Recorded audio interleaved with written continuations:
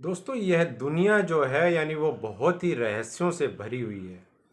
और आज मैं आपको एक ऐसे रहस्यमयी शख्स की कहानी सुना रहा हूं जिसको देख करके आप भी हैरान रह जाएंगे कि क्या वास्तव में ऐसा कभी होता है क्या। तो दोस्तों वीडियो को पूरा देखिएगा और मेरी आपसे एक गुजारिश है कि आप जो है चैनल को सब्सक्राइब जरूर करें। मेरे इस यूट्यूब चैनल पर आपको बहुत सी ऐसी कहानियां जो हैं रहस्यों से भरी हुई आपको सुनाई जाएगी। नया आदमी हूं तो आप थोड़ा सपोर्ट करें, बहुत ही अच्छा लगेगा आपका प्यार देख करके। तो दोस्तों मैं हूं राजकुमार स्वामी और आज जो कहानी है वो जुलाई 1954 की है और यह कहानी है जापान के हेनेडा हवाई अड्डे की। जापान के अंदर जुलाई 1954 में हेनेडा हवाई अड्डे पर एक 12:30 बजे दोपहर के एक विमान आता है यूरोपियन देशों से। और उस विमान में जब सभी यात्रियों को जो चेकआउट काउंटर पे जाते हैं, जैसे कोई दूसरे देश से विमान आता है तो चेकआउट एक काउंटर होता है जहाँ पर आपके दस्तावेज़ों की जांच होती है और उसके बाद में आपको बाहर जाने दिया जाता है। तो वैसे ही जब दस्तावेज़ों की जांच चल रही थी तो उसी बीच में एक ऐसा शख्स आ जाता है, उसके दस्तावेज आ जाते हैं सामने।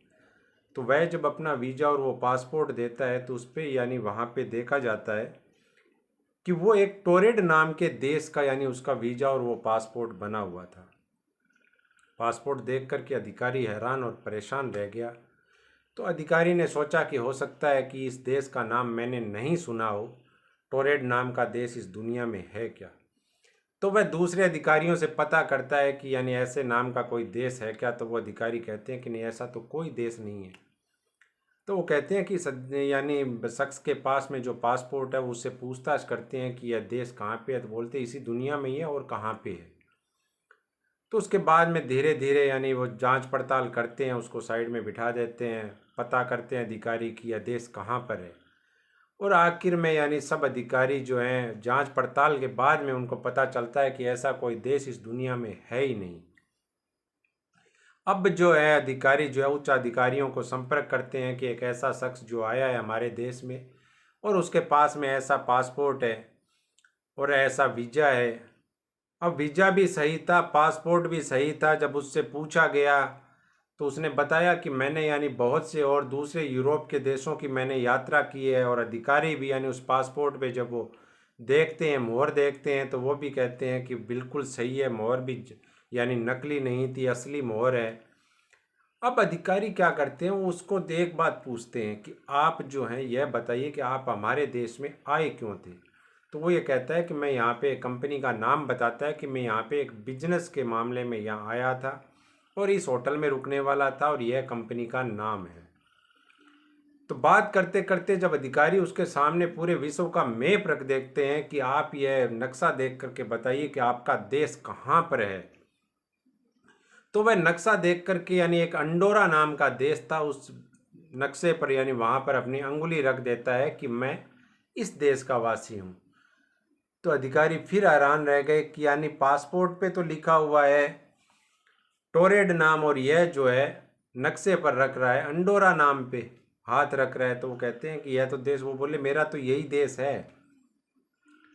अब अधिकारी जब पता करते हैं कि उस बिजनेसमैन जिस कंपनी से कि यह शख्स क्यों आया था, कहाँ से आया है और किस लिए आया था, तो उस बिजनेस कंपनी से जिस बिजनेस मामले के लिए वो आया था तो उस कंपनी से पता करते हैं कि क्या आप ऐसे किसी शख्स को जानते हैं जो आपके यहाँ पे आया हो। तो वो कहते हैं कि नहीं, कंपनी का नाम उसने सही बताया था लेकिन कंपनी के अधिकारी ये कहते हैं कि नहीं, हम ऐसे कोई शख्स को नहीं जानते हैं, कंपनी बहुत पुरानी थी। अब जो अधिकारी जो हैं वो उस होटल का पता करते हैं। वो कह रहा था कि इस होटल में मैं रुकने वाला था, वहाँ पर मेरी बुकिंग थी होटल में। तो वो उस होटल का पता करते हैं तो होटल में होटल के अधिकारी भी मना कर देते हैं कि नहीं, ऐसे कोई शख्स जो है वो हमारे होटल में नहीं रुकने वाला था। तो पूरी जांच पड़ताल के बाद में उस शख्स को क्या है वो यह सोच करके, जापान के जो अधिकारी होते हैं सुरक्षा अधिकारी, वो यह सोच करके कि शायद हो सकता है यह हमारे देश में किसी गलत नीयत से आया हो या कोई साजिश इसके मन में हो, तो इसलिए वो उसको पकड़ करके एक होटल में लेके जाते हैं और वहाँ पर उसको जो भी पासपोर्ट वीज़ा उसके जो भी दस्तावेज और उसका सामान था वो सारा जब्त वहीं पर कर लेते हैं और उसको एक होटल के कमरे में रुका दिया जाता है और उसके बाहर में यानी पुलिस कर्मियों का पहरा बिठा दिया जाता है कि यह शख्स जो है इस कमरे से बाहर नहीं निकलना चाहिए जब तक इसकी पूरी यानी पड़ताल नहीं कर ली जाए। तो दोस्तों सबसे बड़ी हैरानी की बात यह होती है कि जब दूसरे दिन सुबह अधिकारी वो कमरा खोल करके देखते हैं और उस शख्स को बाहर निकालने के लिए कमरा खोलते हैं तो वो यह देखते हैं कि वो उस कमरे में था ही नहीं, वो उस कमरे से गायब हो गया, जबकि रूम बाहर से बंद था, बाहर पुलिसकर्मी भी बैठे थे। तो बाद में जब अधिकारी यह जा कर के इधर उधर पता करते हैं कि वो गया कहाँ, तो वो कहीं नहीं मिला।